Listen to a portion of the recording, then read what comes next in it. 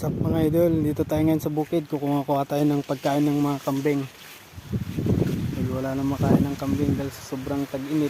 Hindi na tumutubo yung mga damo sa amin. Kaya dito tayo ngayon sa bukid, sa Maisan, kumukuha tayo ng mga pagkain ng mga kambing na damo.